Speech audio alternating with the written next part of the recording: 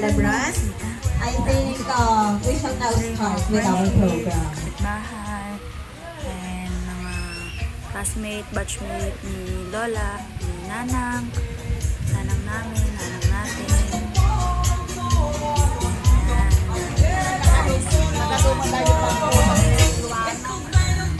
Good afternoon, ladies and gentlemen, guests, friends, and loved ones.